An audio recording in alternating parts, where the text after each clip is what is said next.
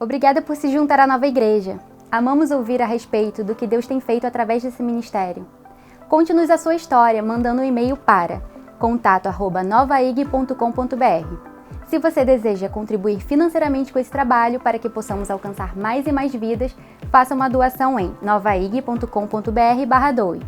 E não deixe de conferir nossa loja online. Lá você encontra produtos da Nova que certamente vão abençoar a sua vida. Visite-nos em novaig.com.br/loja. Esperamos que essa mensagem te abençoe. A igreja que Deus quer que nós sejamos, entendendo a igreja que Deus quer que nós sejamos. Se você trabalha em algum ministério da igreja, se você é líder em algum ministério da igreja, música, geração nova, únicas, não importa. Se você é líder ou trabalha em algum desses setores, pelo menos a mensagem do meio, a da semana passada, você tem que ouvir e ouvir até sair uma gota de sangue da orelha. Quando correr uma gota de sangue, é sinal de que você ouviu o suficiente. Se você está chegando na nova há pouco tempo, você tem que ouvir essas 3 mensagens para entender de onde a gente veio, para onde a gente vai.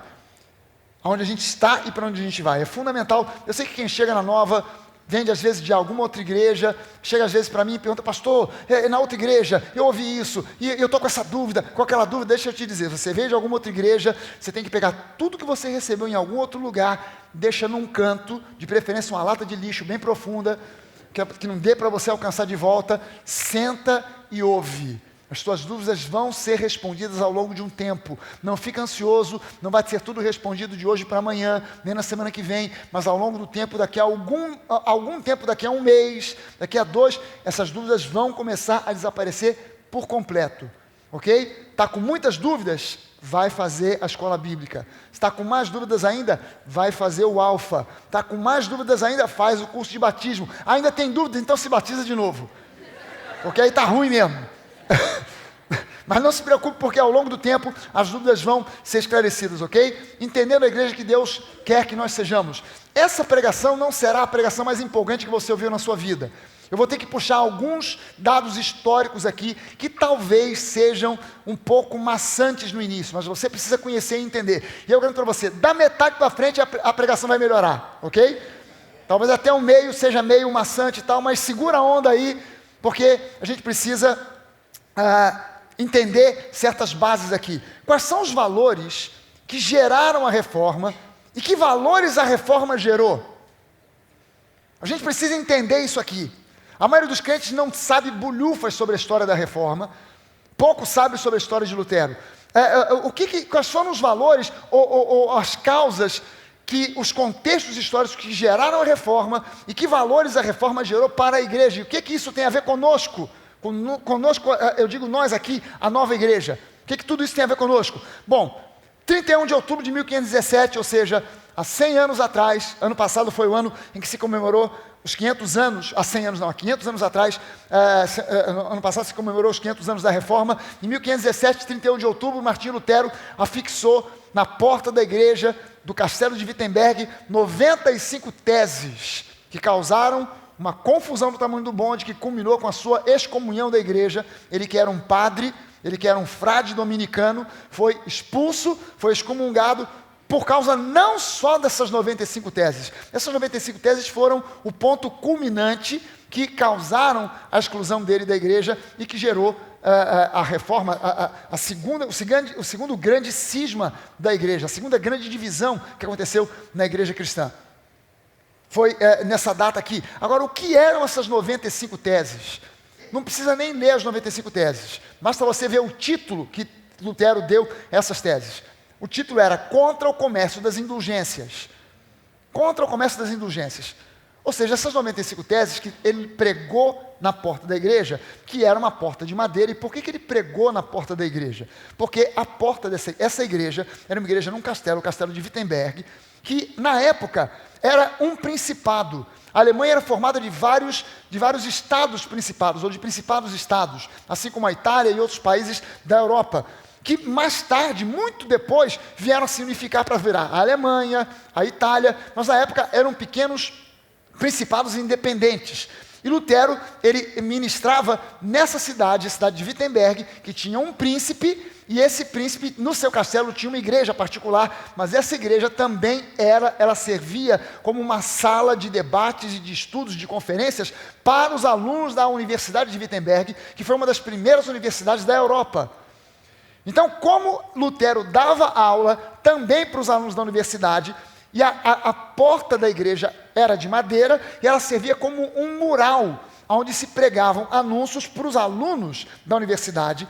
E, na verdade, o que Lutero colocou ali na porta da igreja, naquele mural, naquela porta mural, era um convite para que as pessoas viessem para ouvir Lutero dissertar sobre essas 95 teses e conversar, debater, esclarecer e etc. e tal. Então ele prega, e há alguns detalhes históricos que são controversos. Há hoje alguns historiadores dizendo que Lutero não pregou coisa nenhuma.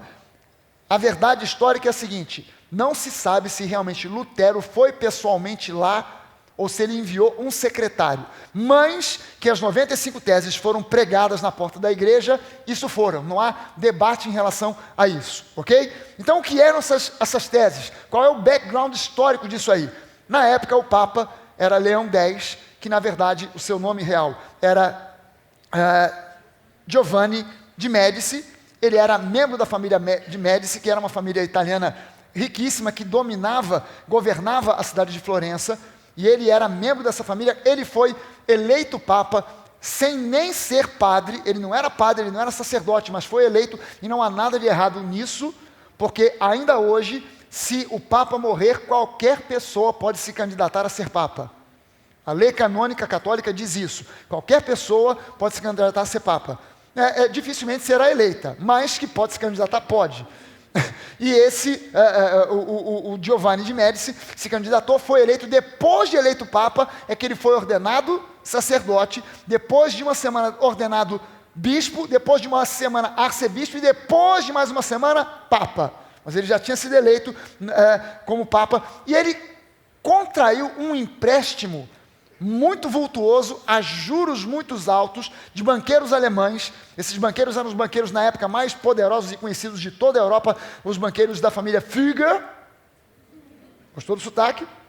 Fugger, da cidade de Augsburg, para financiar a continuidade da construção da Basílica de São Pedro.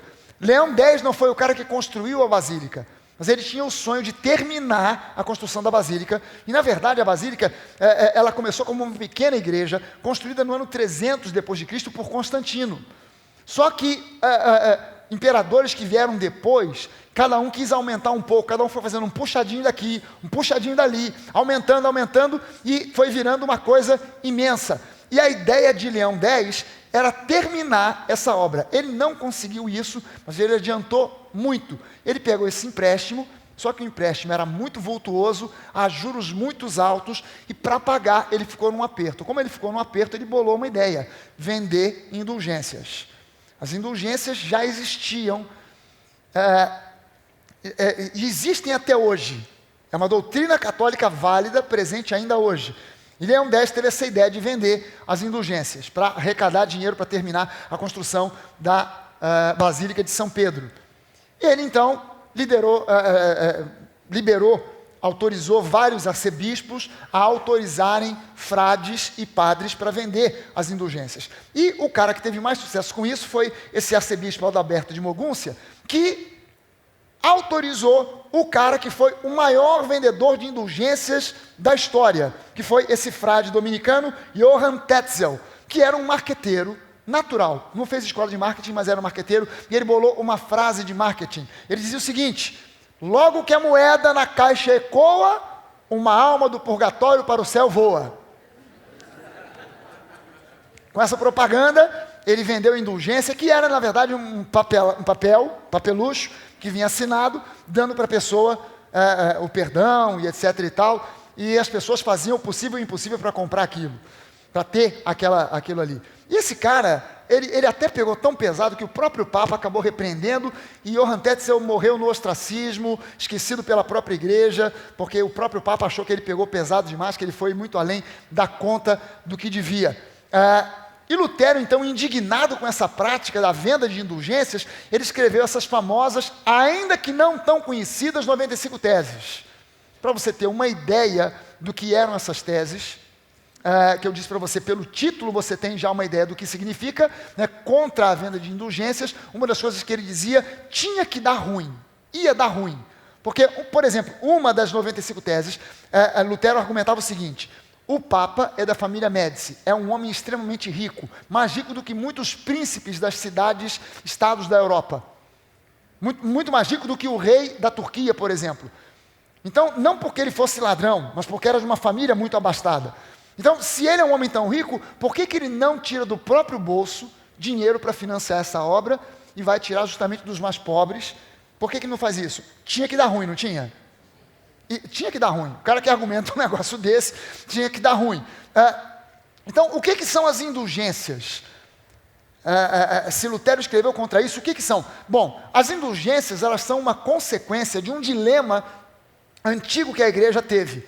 E o dilema era o seguinte: o que os cristãos deviam fazer, ou devem fazer, em relação aos seus pecados? Então, para lidar com essa questão, ao longo de séculos, não foi ao longo de alguns meses ou alguns anos, ao longo de séculos, a igreja foi instituindo um sacramento chamado penitência. Foi sendo articulado esse sacramento, aquilo que virou um sacramento, o sacramento da penitência. E o que é isso que leva às indulgências? O sacramento da penitência funciona assim: o pecador, ele devia mostrar-se arrependido pelos seus pecados, que é contrição. Mediante esse arrependimento, ele deveria informar esses pecados ao sacerdote, que é a confissão, e aí o sacerdote libera, e ele então recebe a declaração do perdão divino, que é a absolvição. Mas, embora ele tenha se arrependido, confessado e recebido o perdão, ainda assim, ao mesmo tempo, ele deveria fazer obras de satisfação, que são as penitências. Então, o que são as penitências? Seriam obras que demonstram de modo visível e concreto o seu arrependimento. Só que essas penitências, elas no início eram muito pesadas. Muitas pessoas não conseguiam cumprir as penitências, porque um tipo de penitência que era muito comum ser dada: você tem que fazer uma peregrinação até Jerusalém e voltar. Ir a pé, peregrinar até Jerusalém e voltar. Muitas pessoas não tinham condição de fazer isso. Então eles começaram a bolar as indulgências, e a palavra indulgência significa tolerância. No popular significa: vou quebrar o teu galho. Então como é que eu vou quebrar o teu galho?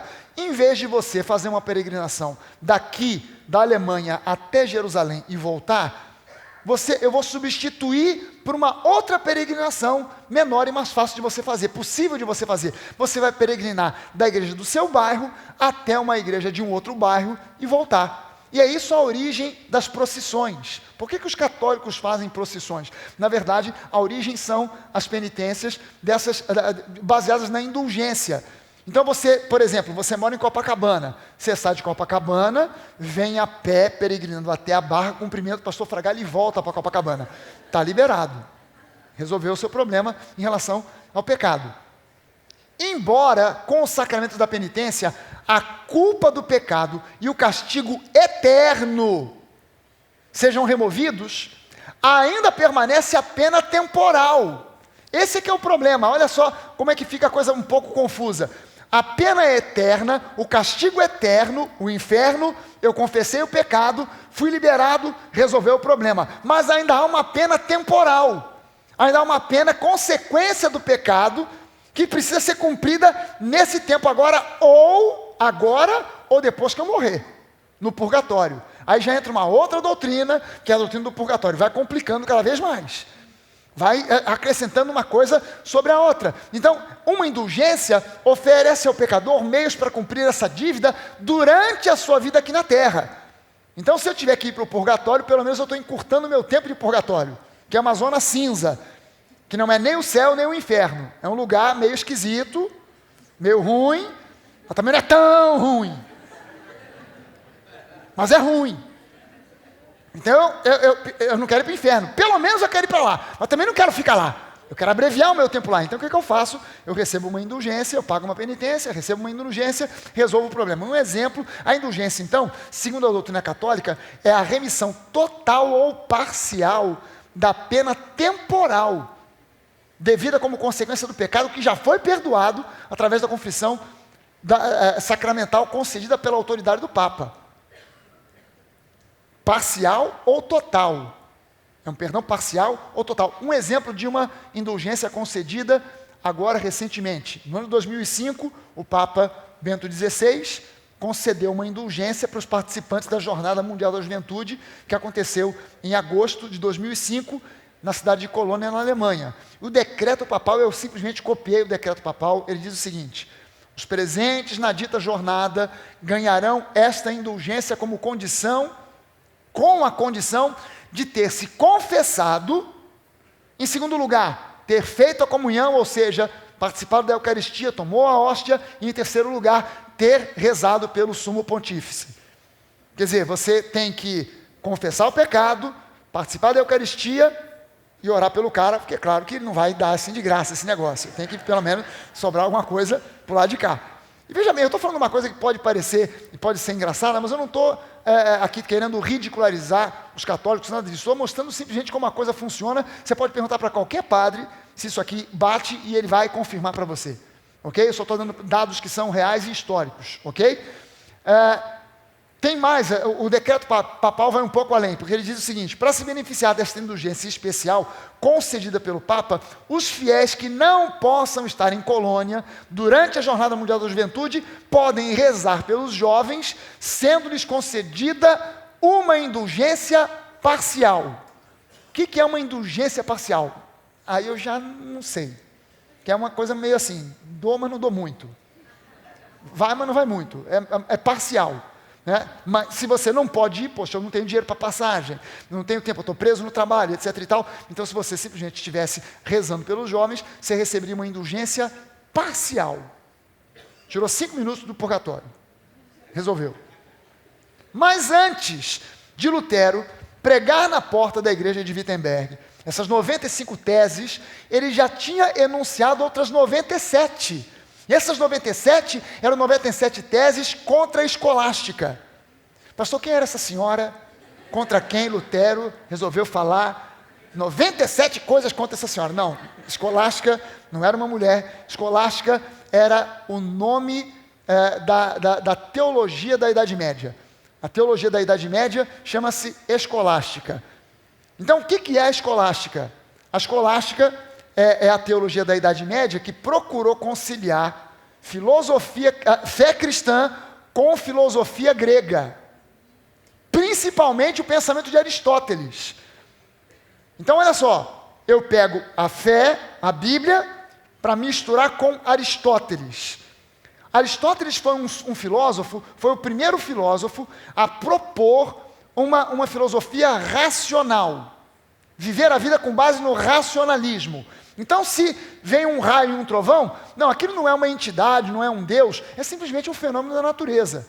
Então, eu tenho que encarar as coisas de modo racional. Então, qual era o problema de Lutero com isso aqui? É porque a filosofia aristotélica, ela é extremamente racional. Então, o que a escolástica pedia? Que você submeta a fé à razão. Enquanto que a teologia anterior à escolástica, que era a teologia de Santo Agostinho, era uma teologia que colocava a razão submetida à fé. Por quê? Porque nem tudo o que a fé apresenta dá para entender no racional. A fé não é burra, a fé tem um lado racional, claro, mas nem tudo na fé tem explicação no racional. Por exemplo, como é que eu vou explicar racionalmente que Jesus andou sobre as águas? Se racionalmente a água não é um meio sólido onde eu possa firmar os meus pés e caminhar. Como é que eu vou explicar racionalmente que Jesus curou um cego de nascença, se a cegueira por si só é irreversível?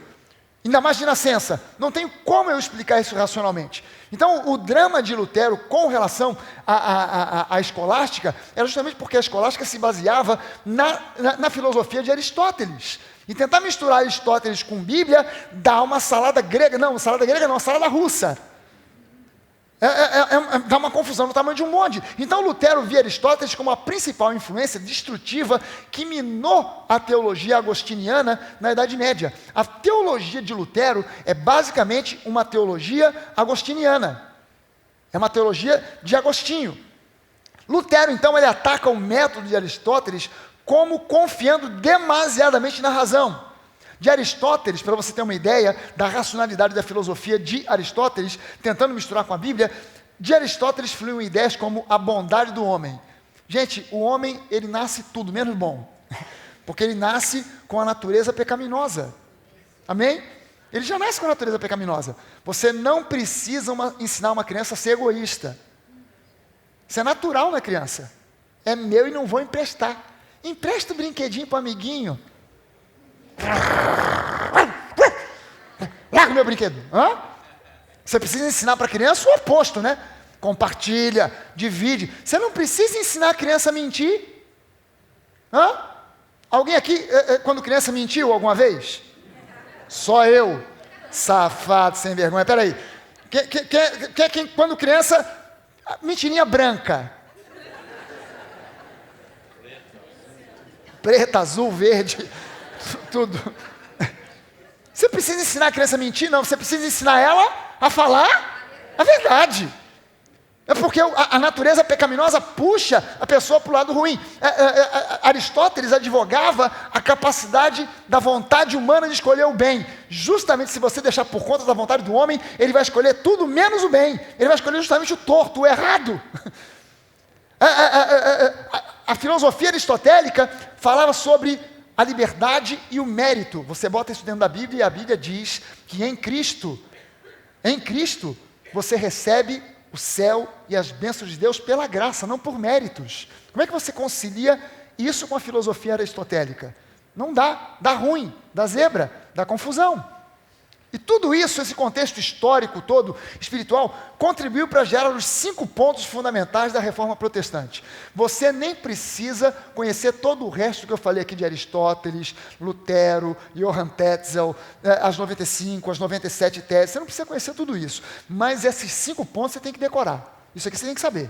Esses 5 pontos são fundamentais. Quais são os 5 pontos fundamentais da Reforma Protestante? Número 1, sola scriptura. Isso é latim. Então vamos todos latir juntos.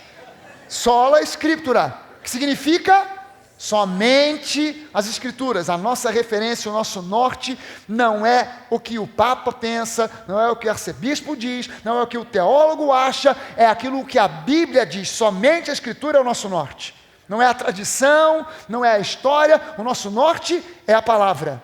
Amém, gente? Pra você ter uma ideia de como isso acontece, um pastor amigo meu teve uma vez um debate amigável com uma pessoa de uma outra igreja, e a pessoa da outra igreja disse o seguinte para ele: não, porque o bispo lá da minha igreja disse isso assim, assim, assado. Aí ele respondeu assim: não, mas a Bíblia diz isso assim e aquilo outro. Aí o cara disse: não, mas o bispo lá da minha igreja falou que é assim, isso e aquilo, aquilo outro. E ele foi respondendo sempre: mas a palavra diz diferente, a palavra diz assim, assado. E essa conversa se prolongou até o ponto em que o outro, não tendo mais argumento, vendo que tudo que o outro aqui dizia era baseado na palavra, ele virou-se e disse: mas espera aí, você acha que eu vou acreditar mais em quem? No que o meu bispo diz ou no que a Bíblia diz? Aí o pastor virou e disse: olha, então a nossa conversa acaba por aqui. Porque se a palavra tem menos valor do que aquilo que o seu bispo diz, então já não tem mais como eu argumentar, porque o nosso norte é a palavra. Amém? Norte é a palavra. Em segundo lugar, sola fide. Somente a fé. Somente a fé. O justo viverá pela fé. O justo não viverá pelos seus méritos, mas pela fé. Lutero teve essa revelação. Ele teve esse entendimento. Ele descobriu quando ele começou a ler a Bíblia que a Bíblia fala 4 vezes: o justo viverá pela fé. Isso foi uma revelação para ele. Fantástica. O justo viverá pela fé. Em terceiro lugar, sola gracia. Somente a graça. Não é mérito, não é conquista, não são dons e talentos meus que abrem as portas dos céus. É pela graça e somente pela graça. Se não for pela graça, todos nós aqui estamos liquidados. Amém, gente? A lei condena o melhor que há aqui entre nós, que a modéstia me impede de dizer que sou eu. A lei condena o melhor entre nós. A graça salva até o pior que possa haver entre nós. Somente a graça.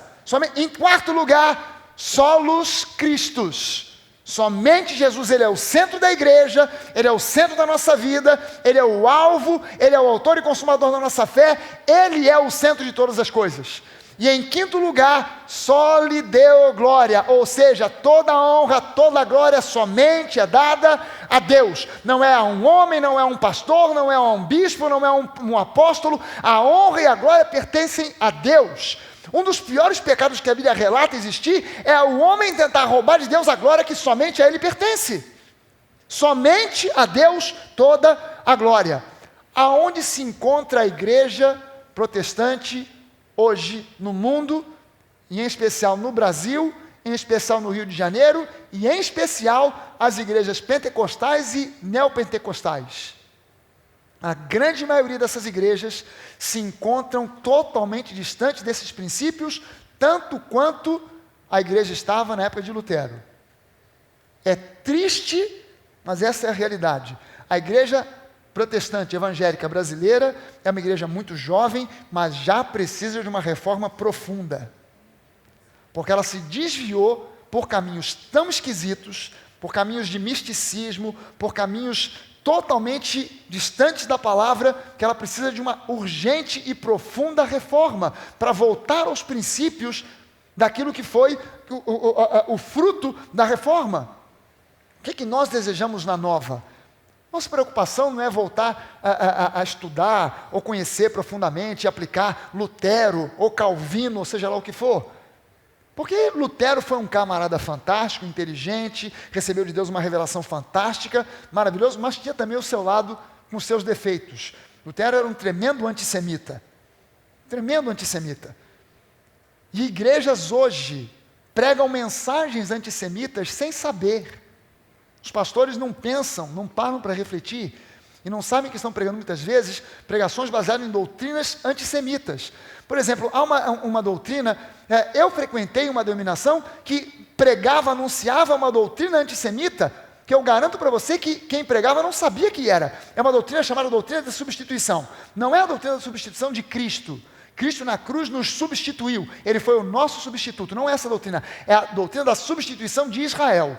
Uma doutrina que diz que a igreja substituiu Israel. Israel falhou, Deus então pegou Israel, jogou no lixo, e agora ele lida com a igreja. Essa doutrina é uma heresia, e essa doutrina ela é antissemita, ela gera pensamentos antissemitas. Deus não jogou fora Israel, Deus continua amando Israel, e a igreja não é um plano B, a igreja é a continuidade do plano A.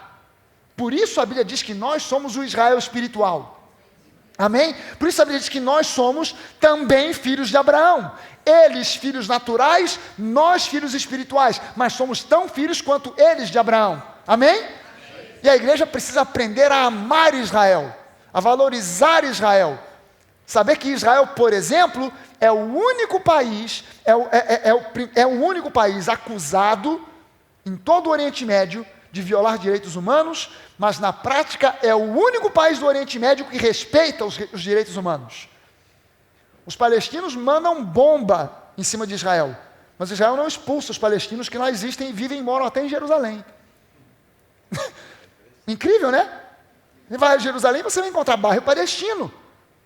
Bairro palestino, tem lá. Estão convivendo e o pessoal em Israel aceita tranquilamente numa boa. Por quê? Porque é o único país em todo o Oriente Médio que respeita o direito das mulheres, os direitos das crianças e os direitos humanos de uma forma geral. A gente precisa aprender a amar e respeitar Israel. Amém? Porque nós somos parte do mesmo povo. O que a gente quer é um retorno aos princípios básicos da palavra de Deus. É isso que a nova preconiza. Um retorno aos princípios básicos da palavra de Deus. Dá só uma olhada nas cartas que João escreve, que Jesus escreveu, as 7 igrejas do Apocalipse. Eu não vou pregar aqui sobre as igrejas do Apocalipse, porque é uma pregação extensa, mas eu quero mostrar para você algumas coisas breves sobre as igrejas. Lembre-se que essas igrejas, na verdade, elas são o espelho de muitas igrejas que existem hoje, no mundo, no Brasil e até mesmo na nossa vizinhança. Não são simplesmente as igrejas históricas, elas são igrejas históricas, existiram, mas elas também refletem coisas que acontecem hoje nas igrejas do tempo presente. E os avisos que Jesus dá para essas igrejas também continuam servindo para as igrejas hoje, para a igreja do Senhor Jesus, hoje, sobre a face da terra. Amém? Por exemplo, ele começa dizendo para a igreja de Éfeso, que essa era uma igreja perseverante, uma igreja laboriosa, ou seja, uma igreja trabalhadora, que era uma igreja que desmascarou falsos apóstolos, mas que havia um problema: eles haviam abandonado o seu primeiro amor. Tenho, porém, contra ti que abandonaste o teu primeiro amor. O que Jesus quis dizer com isso? É que essa igreja, ela abandonou a simplicidade. Abandonou a simplicidade. E essa é a maior praga, é o maior mal da igreja do Senhor Jesus sobre a face da terra hoje. O maior mal da igreja hoje é esse aqui: trocar a simplicidade e a pureza do relacionamento inicial com Jesus por fórmulas de sucesso. Isso é uma praga nas igrejas. Os pastores perderam a compostura, perderam a visão e começaram a querer fazer a igreja crescer com fórmulas.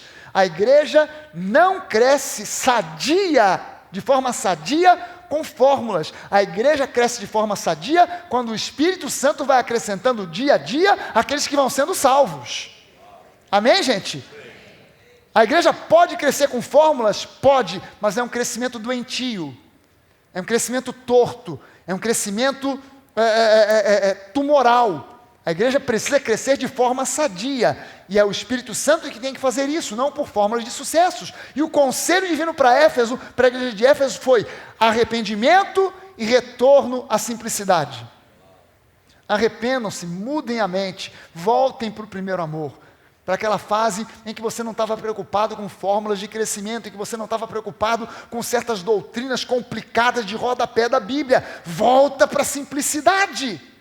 Volta para a simplicidade. Arrepende-te e volta para a simplicidade. É o conselho que ele deu para Éfeso e é o conselho que Deus continua dando para a igreja nos dias de hoje. Amém? A igreja de Esmirna. Para Esmirna, Jesus dá o seguinte recado: essa era uma igreja que, embora fosse pobre em termos financeiros, aos olhos de Deus era uma igreja rica. Aí eu te pergunto o seguinte: para o que você dá mais valor? Para a maneira como o mundo te vê e diz que você é ou deixa de ser, ou para o modo como Deus te vê? Com certeza a maneira como Deus te vê. Deus olhava para essa igreja, e embora fosse uma igreja financeiramente pobre, Deus a via como uma igreja rica. Só que além de ser pobre, essa igreja estava passando por uma forte tribulação, sendo perseguida por por alguns judeus, chamados até mesmo por Jesus de sinagoga de Satanás, para você entender a dimensão da perseguição desses caras. E que Jesus diz para eles que eles ainda iriam passar por uma tribulação pior ainda. Gente, imagina isso. Imagina isso, você recebendo um recado de Jesus. Você está passando por perrengue financeiro? Eu entendo. Você está passando por perseguição? Eu entendo, mas tem uma mensagem para você. Vai piorar. Vem aí uma tribulação violenta. Tu imagina esse recado? Você espera que Jesus diga o seguinte: você está passando por problema financeiro? Você está passando por tribulação? Não te preocupa, amanhã, segunda-feira, o milagre vai começar a acontecer, vai tudo se resolver. E ele diz: não, amanhã vai piorar. Ai, Jesus, tem misericórdia, vai piorar. Mas ele fala de uma tribulação maior, que ele chama de prova de 10 dias. Não era uma tribulação literalmente de uma semana, mas 3 dias. 10 é um número bíblico que se refere, entre outras coisas, à lei. Portanto, perseguição ou tribulação de 10 dias é uma perseguição por parte dos legalistas judaizantes. Que ele diz: até mesmo vão lançar alguns de vocês na prisão. Que recado esse de Jesus, hein? Vocês estão pobres, passando por aperto, por dificuldade, e vai piorar, e alguns de vocês ainda vão em cana. Que recado! Qual é o conselho que Jesus dá para a igreja de Esmirna? Mantenham-se firmes, continuem sendo fiéis. Fiéis ao quê? Não titubear, não comprometer a visão e o entendimento da mensagem da graça e da fé. Não abram mão disso, permaneçam firmes, por pior e mais forte que seja a perseguição, o problema, mantenha-se firme, porque Jesus disse que através dessa fidelidade, Ele daria a eles vitória sobre tudo e sobre todos. por pior que seja a perspectiva que você tem na sua vida, mantenha-se firme na graça e na fé, e Jesus vai honrar a tua fidelidade, e Ele mesmo vai trazer o livramento. Amém, gente? O terceiro recado que ele dá para a igreja é de Pérgamo, a cidade onde se produzia muito pergaminho. Por isso o nome pergaminho, porque vem de Pérgamo. Essa cidade era uma cidade que Jesus diz dominada por Satanás. Eu fico imaginando o que acontecia nessa cidade para Jesus chegar a dizer que era uma cidade dominada por Satanás. Se Deus não disse isso a respeito do Rio de Janeiro, então eu quero saber o que é uma cidade dominada por Satanás. Porque eu vou te contar uma coisa. E ele diz que essa cidade, essa igreja que vivia nesse ambiente hostil, era uma igreja que conservava o nome de Jesus e que não havia em hipótese alguma negado a fé, ou seja, era uma igreja que mantinha, apesar das pressões, mantinha a sua pureza doutrinária. O que é manter a pureza doutrinária? Lembre-se que no primeiro século, o que os apóstolos, o que os pastores, o que os presbíteros, o que os pregadores ensinavam para a igreja era a doutrina dos apóstolos. O que era a doutrina dos apóstolos? Era ensinar para o povo aquilo que os apóstolos haviam aprendido com Jesus. A fé, a graça, o amor ao próximo. O que eles ensinavam não era a Torá, o Antigo Testamento. Eles não tinham ainda o Novo Testamento, mas eles tinham os ensinamentos de Jesus, e era isso que eles passavam para a igreja. O amor ao próximo, a fé, a graça, a firmeza na palavra, a palavra como norte, como guia. Estar firmes em Cristo, firmes na palavra. Se vocês estiverem em mim e as minhas palavras estiverem em vocês, vocês vão pedir o que vocês quiserem e vocês vão receber. Então permaneçam firmes nisso aí, na graça e na fé.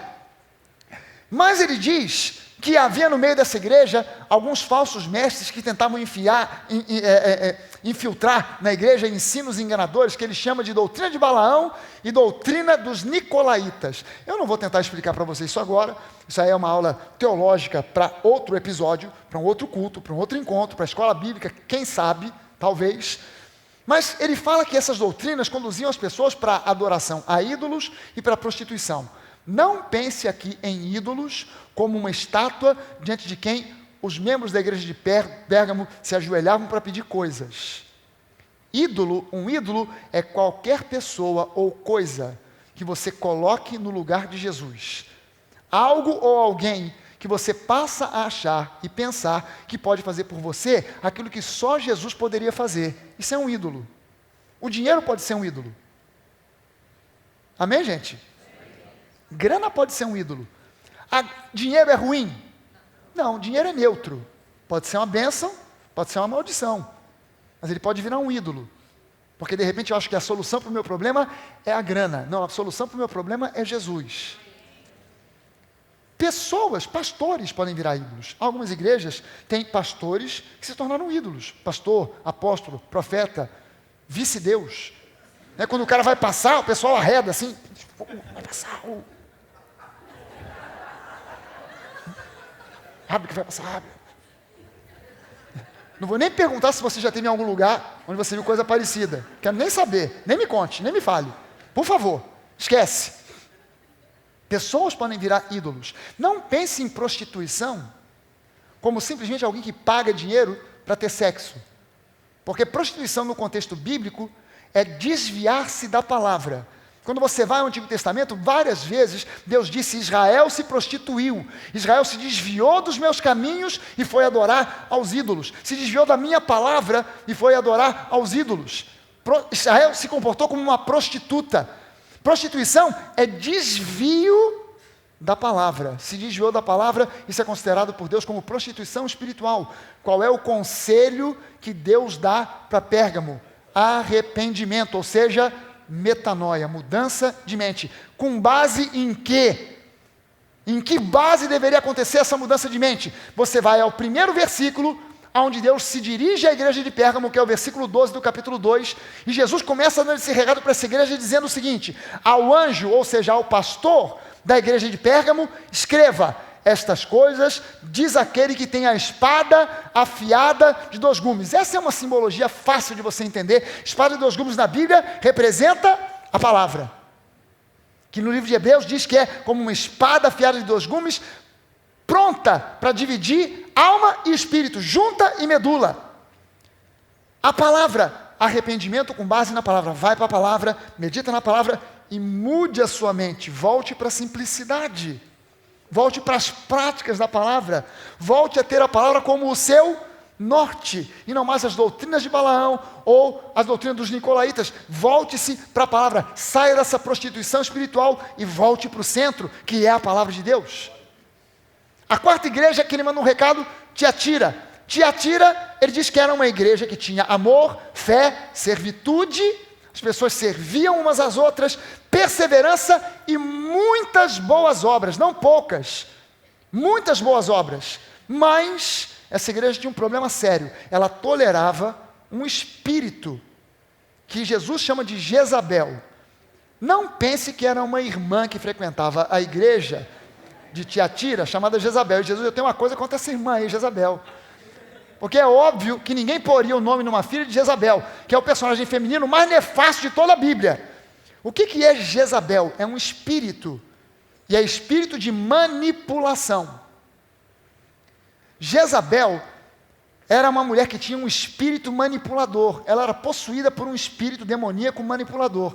Então ela não era do povo de Deus, ela era estrangeira, se casou com Acabe, e quando ela se casou com Acabe, acabou-se Acabe. Acabe se acabou. Porque ela manipulava Acabe de tudo quanto é jeito. Ela dizia, Acabe pula, Acabe pulava. Acabe cai de 4 e late. Acabe caía de 4 e latia. Ela manipulava, ela dominava e manipulava Acabe de todo jeito, de toda maneira. E esse espírito continua presente em muitas igrejas. Infelizmente. E em geral, o espírito de manipulação, ele começa a afetar, ele começa possuindo o líder da igreja. Igrejas que estão debaixo de sistemas manipuladores como G12, MD11 ou sei lá o que mais, bota o título que quiser, que MD11 é até um avião que voa aí internacional, são igrejas que estão debaixo da possessão, da opressão do espírito de Jezabel, o espírito manipulador. Então você tem que ter célula, e na sua célula você tem que multiplicar, e tem que trazer resultados, você tem que trazer relatórios, e se não multiplicar você vai para a disciplina, e você está debaixo de maldição. Isso é espírito de Jezabel. Isso é espírito de manipulação. Você não é dizimista? Está debaixo de maldição. Se você fazer a maldição, se trouxer uma oferta dobrada. Isso é espírito de manipulação. É Jezabel no meio da igreja. E o que é pior, ele disse que esse espírito dominava certas pessoas, manipulando outras pessoas através de profecias. Não, é Deus que está falando. Assim te diz o Senhor. Isso é usado demais em muitas igrejas pentecostais e neopentecostais. É Deus que está falando. Não foi Deus que me falou. É Deus que está dizendo. Isso é usado de tal maneira que chega às vezes ao ponto do ridículo. Houve um culto uma vez em que um sujeito se levanta e diz, assim vos diz o Senhor. Ele estava meio chateado com o pastor, chateado com a igreja. Assim vos diz o Senhor, eu não estou aqui. Então quem é que está falando? Se o Senhor não está ali, quem é que está falando? A coisa chega ao ponto do ridículo.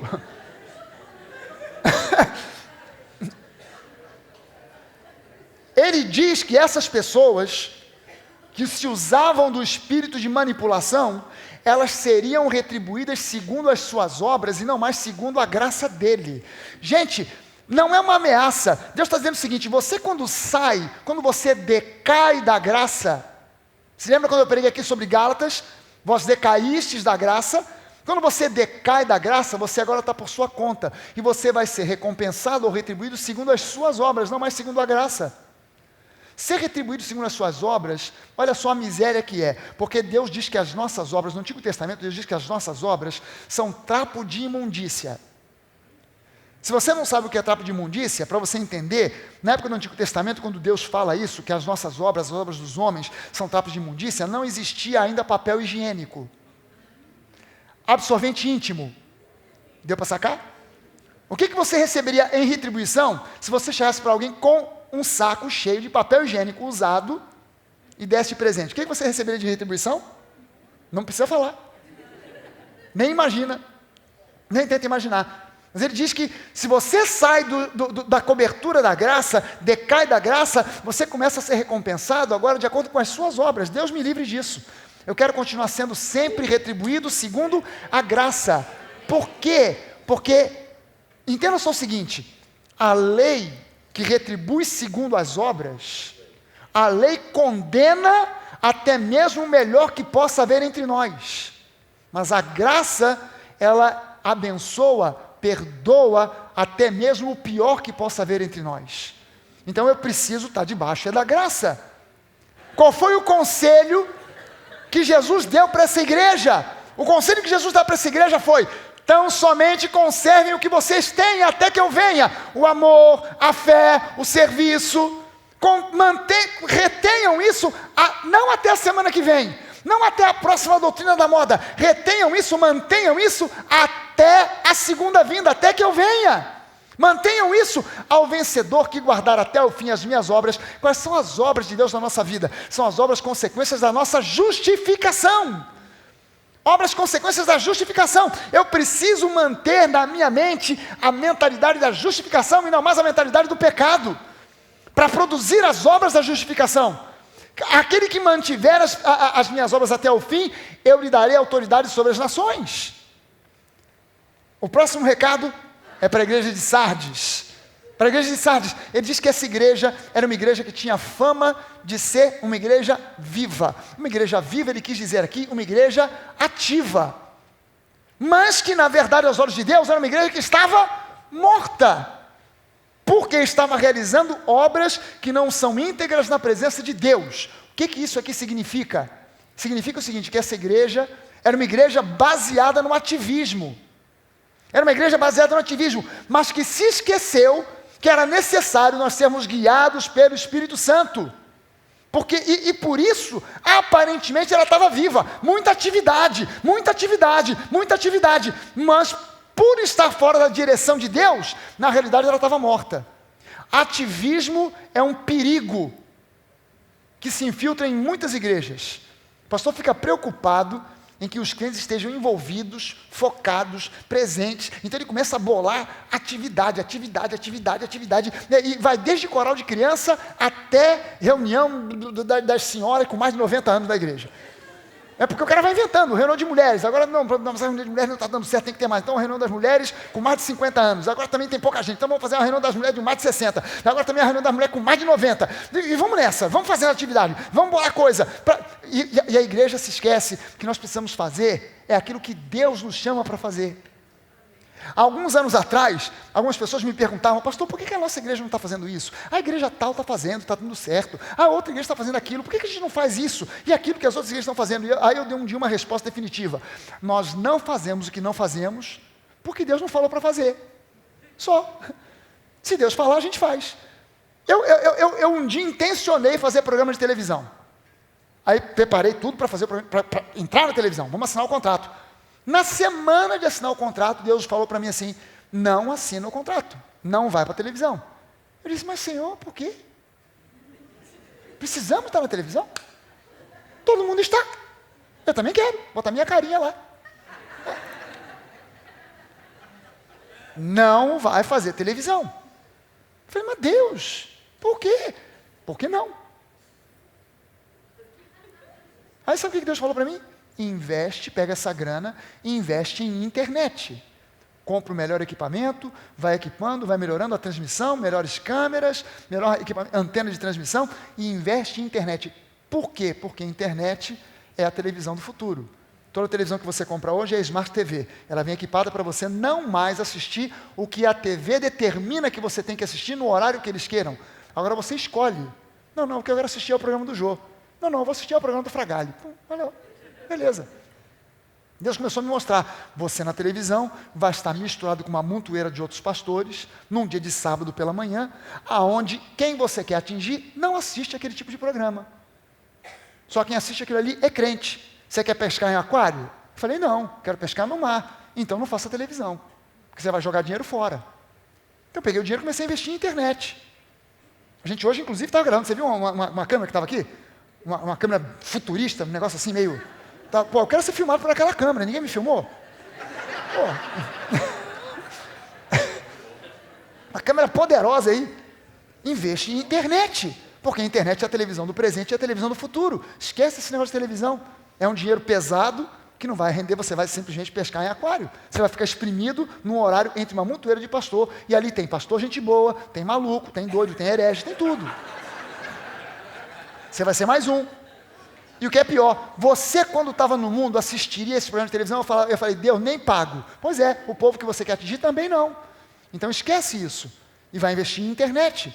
E em internet nós estamos chegando não a todo o Rio de Janeiro, nós estamos chegando em todo o mundo.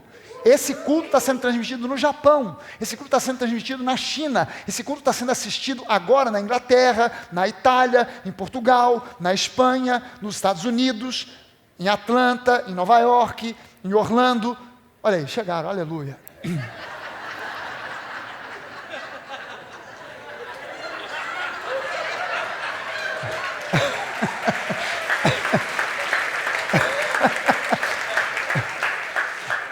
Tem que fazer umas poses assim de impacto, porque Jesus.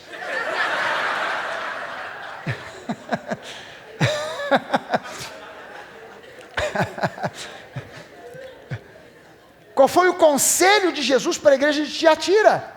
Qual foi o conselho dele? Lembre-se do que você havia recebido e ouvido, e guarda o que você recebeu, o que você ouviu. Arrepende-se, mude a sua mente, renova a sua mente na palavra, e volta para a simplicidade. É o mesmo recado que ele deu para Éfeso, em outras palavras. Volta para a simplicidade, volta para a palavra. Sardes, havia ainda naquela igreja algumas pessoas que não tinham se deixado levar pelo ativismo e se mantiveram fiéis à direção do Espírito Santo. Elas permaneciam andando com Jesus, ou seja, abraçando, andando e praticando a graça, a fé, e essas pessoas eram o padrão que Deus estava direcionando a igreja. Olhem para essas pessoas, para a comunhão que elas têm comigo, para a direção que elas têm recebido do meu Espírito, e vejam a elas como o padrão que eu quero para a igreja. O que Deus quer de você? Que você seja uma pessoa dirigida pelo Espírito Santo. Amém? Que você seja dirigido pelo Espírito. A sexta igreja, Filadélfia. Essa igreja não levou nenhuma bronca de Jesus. Olha só o que Jesus disse para a igreja de Filadélfia. Jesus disse que havia colocado diante daquela igreja uma porta que ninguém poderia fechar, embora aquela igreja fosse uma igreja que tinha pouca força, ou seja, não era uma igreja gigantesca, não era uma igreja grande, não era uma igreja que tinha influência na política, não era uma igreja que tinha poder econômico elevado, era uma igreja simples, pobre, que tinha pouca força, mas que Deus botou uma porta aberta para aquela igreja que ninguém podia fechar. Por quê? Porque eles haviam guardado a sua palavra. Porque eles guardaram a palavra, Deus então botou uma porta que se abriu e ninguém poderia fechar. Eles guardaram a palavra que é o Evangelho da Graça, eles não negaram o nome de Jesus, ou seja, eles honraram a fé sem ceder aos apelos da religiosidade, do legalismo, e por causa disso Deus deu a eles uma porta que ninguém poderia fechar, embora no natural fosse uma igreja pequena e sem muita força. Por causa disso, dessa fidelidade, Deus iria Ele mesmo trazer muitos dos que haviam se comportado de modo cínico, de modo falso, de modo farisaico, ia trazer essas pessoas para se prostrarem aos seus pés em reconhecimento da unção e do amor que Deus tinha por aquela igreja. Tu imagina isso? Toda igreja tem sempre gente que de repente sai, e quando sai falando mal do pastor, da doutrina, dos irmãos, de todo mundo. Agora tu imagina esse pessoal voltando de joelho. Eu reconheço, pastor. Essa igreja tem uma unção mesmo que nenhuma outra tem. Deus ama demais essa igreja. Tá ok, meu filho, pode ficar por aí de volta então, vai lá. Te recebemos de volta, sem problema. Somos tolerantes, temos indulgência para você. Vou quebrar o seu galho. Você imagina isso? Ele diz aqui que porque eles haviam guardado a palavra com perseverança, sem ceder às pressões da religiosidade legalista e farisaica, ele mesmo, Jesus, iria guardar aquela igreja de uma grande tribulação que estava por vir sobre o mundo inteiro. Isso aqui já dá uma dica para nós do que vai acontecer quando vier a grande tribulação sobre o mundo e Jesus começar a preparar a sua segunda vinda. Vai haver uma grande tribulação. O anticristo vai se manifestar e vai ser o diabo chupando manga no meio da rua. Vai ser um horror. Mas você e eu vamos estar aqui. Deus vai arrebatar a igreja antes ou depois da tribulação? Por aquilo que a Bíblia diz, antes. Eu nem vou ver a cara do anticristo, nem ele vai ver a minha. Porque antes disso, Jesus já vai nos levar. Amém? A última igreja é a igreja de Laodiceia. Essa era uma igreja materialmente rica e talvez, por causa disso, era uma igreja acomodada. Jesus diz, olha, vocês são uma igreja que vocês não são nem fria, nem quente. São mornos. Por serem mornos, eu estou a ponto de vomitar vocês da minha boca. Não é que frio, as pessoas naturalmente, elas interpretam que uma igreja fria é uma igreja tradicional, aonde só cantam aqueles hinos, não pode levantar a mão, aleluia, e todo mundo lá assim. E uma igreja crente é uma igreja pentecostal, sapatinho de fogo, tá? Não é nada disso. Porque tanto frio como quente são bons. Porque o frio, a água fria, refresca. Enquanto que a água quente, ela alivia dores. Você está com dor nas articulações, então você enche uma banheira de água quente, deita lá, fica quarando dentro daquela água, vai dando uma aliviada nas dores musculares e tal. Tanto quente como frio são bons. O problema é o morno. Uma Coca-Cola geladona, maravilha. Um café bem quente, maravilha. Mas uma Coca-Cola ou um café morno é para vomitar. Não é verdade? Ou gelado ou quente. O morno não dá. Não dá. E Jesus disse exatamente isso. Aos olhos de Jesus, para eles, somos uma igreja rica, está tudo certo, mas aos olhos de Jesus, essa igreja era infeliz, miserável, pobre, cega e estava nua. Você quer descrição pior do próprio Jesus para uma igreja? Tu imagina Jesus chegar, você pensa que Jesus vai elogiar a igreja, ele diz, olha, essa igreja, aleluia, todo mundo, Jesus fala, é pobre, nua, miserável, desgraçada, está no sal. Aí o conselho de Jesus para essa igreja foi dividido em 3 partes. Primeira parte, adquirir ouro refinado para ser rico de verdade. Ouro refinado nada mais é do que a própria palavra de Deus, que gera em nós o caráter de Deus. Adquiram ouro refinado, voltem para a palavra, e vocês vão gerar em vocês, a palavra vai gerar em vocês o caráter de Deus, que é comparado ao ouro fino. A segunda coisa, adquirir vestes brancas para cobrir a sua nudez. Nudez na Bíblia é sinônimo de pecado. Quando Adão e Eva pecaram, perceberam que estavam nus. Quando você vai ao livro de Levítico, Deus dando instrução a Moisés sobre as vestes do sumo sacerdote, ele diz, essas vestes começam com uma bermuda de linho branco, que é a primeira vestimenta que o sacerdote vai usar, que o sumo sacerdote deve usar, para cobrir a sua nudez.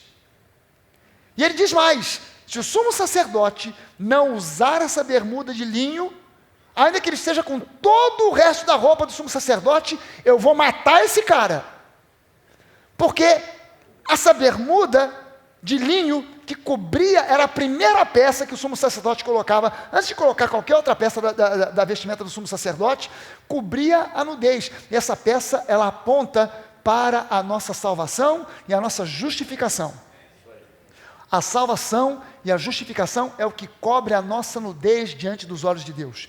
É que tira e remove a visão do pecado e coloca sobre nós a visão da justiça, da justificação em Cristo. Aí então ele aconselha, adquiram vestes brancas para cobrir a sua nudez, para remover essa visão de nudez, vocês precisam se firmar na justiça de Deus que vem do sacrifício de Jesus, relatado, instaurado e colocado na palavra.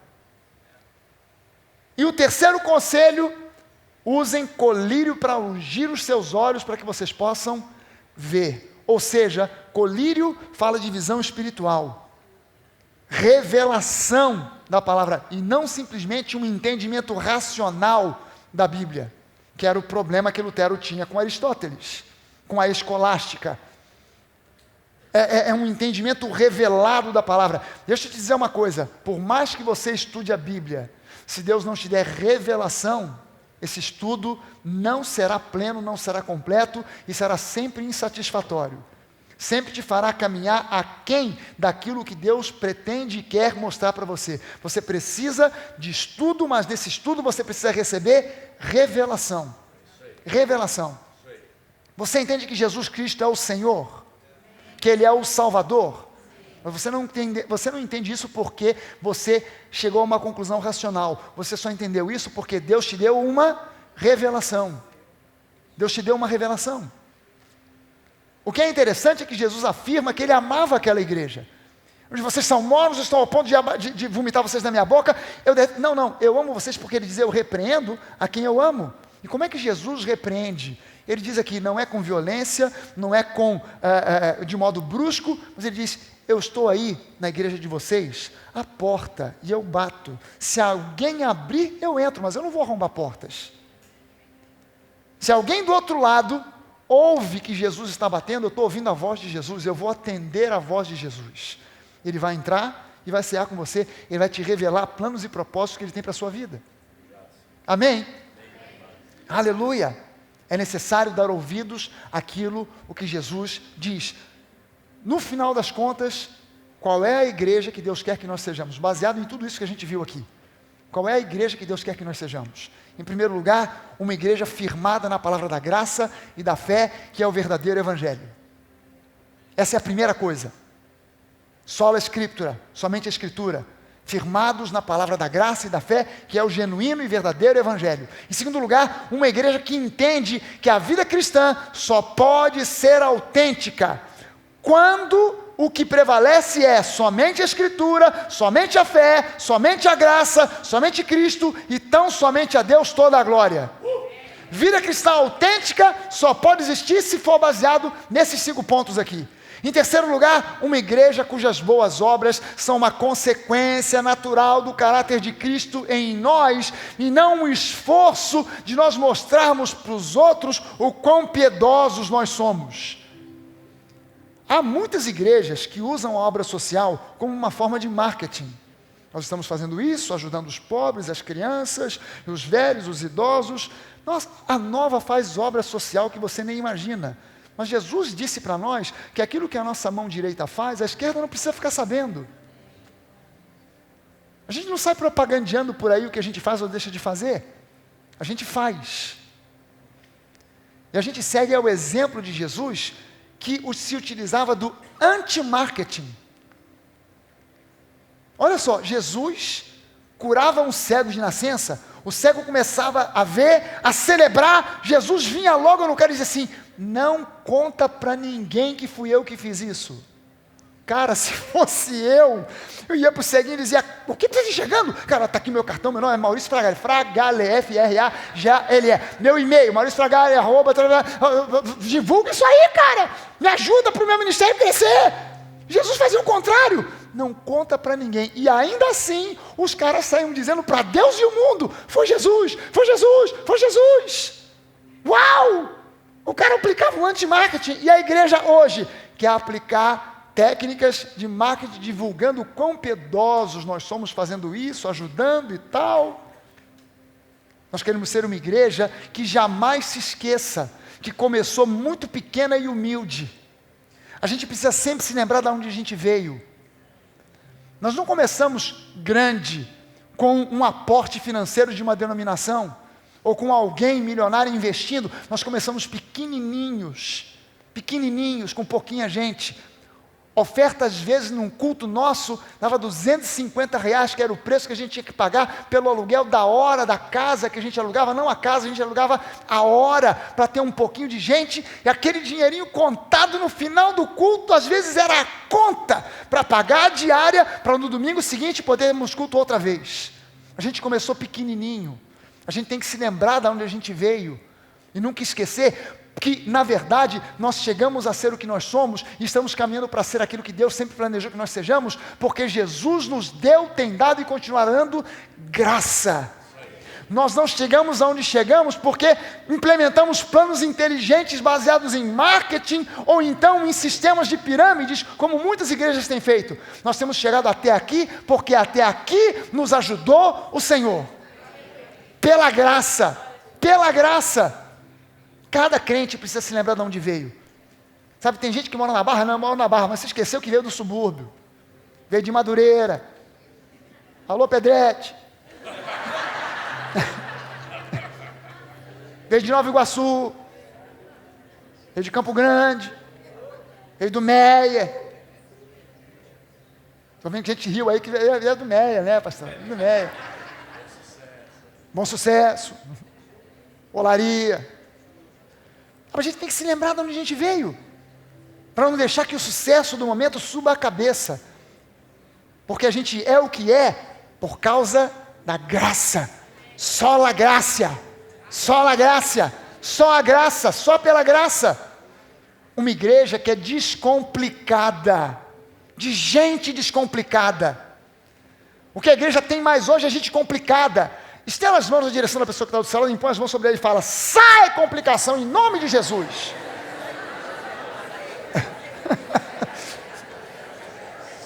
Espírito de complicação, sai em nome de Jesus, está amarrado em nome de Jesus, sei lá.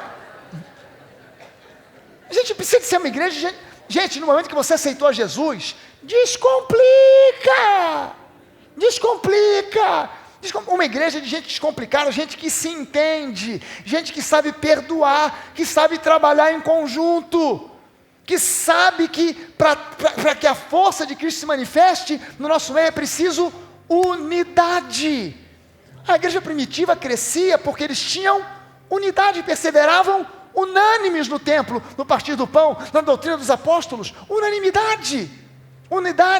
Uma igreja onde nós servimos uns aos outros em amor, onde nós não buscamos honra em função dos títulos que nós possamos ter, mas nós honramos a quem é devida a honra pelos frutos que são produzidos.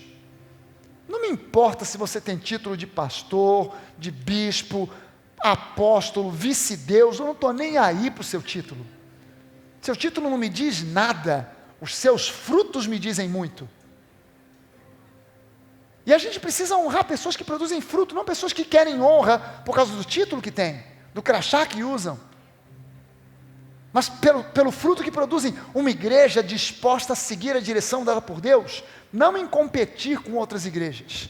Eu não estou nem aí para o que outras igrejas fazem ou deixam de fazer, se está crescendo mais ou menos do que a nossa, eu não estou nem aí, o meu foco não são as outras igrejas, o meu foco é a nova. Foi para isso que Jesus me chamou, para cuidar dessa igreja. Se Ele me chamasse para uma outra igreja, amém, mas Ele me chamou para edificar essa igreja. Eu não bolei, não pensei, não imaginei essa igreja. Jesus é que me colocou nessa igreja. Quando Ele me falou igreja na Barra da Tijuca, eu falei: está doido, Deus? E bota em qualquer canto, menos na Barra. Pelo amor de Deus, ó Deus. Me bota em qualquer lugar, menos na Barra. Na Barra não. Deus disse: não, você vai começar uma igreja na Barra. Filho de Deus, mas eu quero ser pastor de uma igreja que cresça, eu não quero ser igreja, não é de uma igrejinha. Tu vai ser pastor na Barra, vai lá, eu vou te abençoar. Por enquanto, tem dado certo. Por quê? Porque Ele é que trouxe você para cá, não fui eu. Ele é que te colocou aqui, não fui eu, não foi ninguém. Você pensa que você está aqui porque alguém te trouxe, porque você se decepcionou na outra igreja, e aí saiu e veio de lá para cá. Sabe quem é que provocou a decepção em você lá no lugar onde você estava para você vir para cá? Foi Deus. Foi ninguém mais não foi o diabo, foi o capeta. Não foi o capeta não, foi Deus.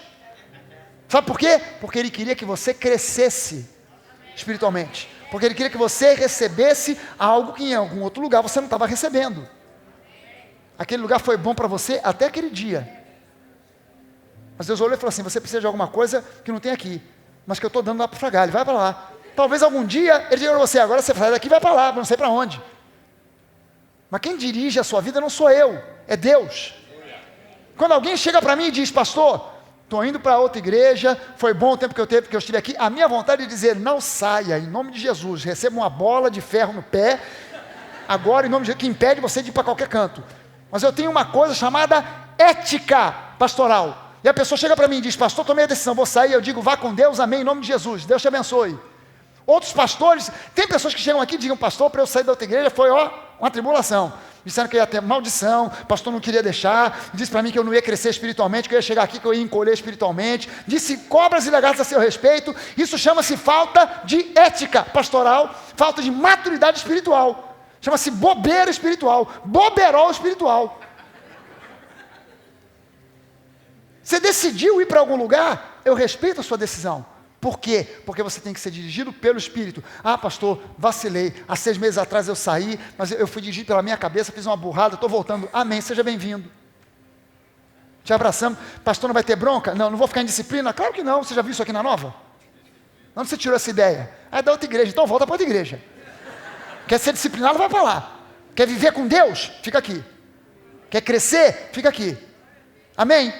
Uma igreja centrada na palavra, que não se deixa levar pelos apelos da religiosidade, que rechaça o misticismo evangélico neopentecostal, que é uma praga. As pessoas elas simplesmente abandonaram a fé em Jesus, e somente em Jesus, sola fide, somente a fé, sola gratia, e começaram a acreditar em sal grosso, começaram a acreditar em cajado de Moisés, e numa montoeira de outras coisas, que são um verdadeiro misticismo, uma macumbaria evangélica, que precisa ser rechaçada, que não pode ser engolida por pessoas que têm um mínimo de inteligência espiritual, um mínimo de visão espiritual. Espera aí, Jesus pode fazer por mim aquilo que nenhum sal grosso pode. Só Jesus pode fazer por mim coisas que não tem cajado de Moisés, não tem cimento ungido. Outro dia estava um camarada anunciando cimento ungido, um pacote de cimento ungido. O que é aquilo? É para a sua casa própria. Se você der uma oferta, vai receber o cimento que é o símbolo da sua casa própria. Meu Deus do céu! De onde saiu esse misticismo todo? De onde saiu esse misticismo que foge completamente da palavra, que é prostituição? Desvio da palavra, isso é prostituição. De onde veio isso? Essa malucada. Bota um copo d'água em cima da televisão. Vou orar. Agora bebe a água. O que aconteceu? Matou a sede. Não, é água ungida. Peraí, a igreja católica também tem água benta. Você acredita em água benta? Pelo amor de Deus. Tem que confiar em Jesus. Ele é o centro da igreja. Ele é o centro de todas as coisas. Sabe, uma igreja que rechaça essas tradições criadas pelos homens, que acabam impedindo o crescimento espiritual das pessoas, que minam a força evangelística da igreja, porque a pessoa de fora não tolera esses misticismos, essas tradições, e que acabam ocultando o verdadeiro evangelho de todos, os de dentro e os de fora. A igreja precisa retornar para a simplicidade, sola fide, sola gratia, solos Cristos, somente a Deus toda a glória. A igreja precisa retornar para essa simplicidade, uma igreja dirigida pelo Espírito Santo, que gera cristãos maduros, que gera cristãos independentes, responsáveis pela sua própria vida, cheios do Espírito, capazes de ver a vida com habilidade para responder de forma segura e firme aos ataques do inimigo. Sabe, eu não tolero igreja de crente nhenhenhé. A igreja está lotada de crente nhenhenhé. Está difícil, pastor. Para com isso, cresce, amadurece. Você é casa, é templo do Espírito Santo. A unção de Deus habita em você. O apóstolo João diz que você já possui a unção. Você não depende da minha oração, você não depende do meu aconselhamento, você só depende de Deus e do Espírito Santo que habita em você. Você já tem tudo o que é necessário para ser um vencedor, para ser uma vencedora. A única dependência que você pode ter de mim é que eu aqui de cima ministre a pura, genuína e verdadeira palavra do Deus vivo, para que você seja edificado na graça e na fé, e possa ir lá fora e vencer e arrebentar com a cara do inferno. Aleluia! Aleluia! A igreja que Deus quer que nós sejamos é uma igreja alegre, amigável, onde todos se sintam bem-vindos e livres para adorar a Deus, para serem curados, libertos, edificados, transformados em discípulos, não do pastor Fragale, não do pastor Bené, não de pastor algum, mas discípulos de Jesus. Meu convite para você é o mesmo que Paulo fez à igreja: sede meus imitadores, como eu tenho tentado ser de Cristo. Ou seja, me exclui dessa fórmula, imite a Jesus como eu tento imitar a Ele. Porque você foi chamado para ser não um discípulo meu ou de nenhum outro discipulador, mas para ser discípulo de Jesus. Amém? Vamos ficar de pé, nós vamos orar.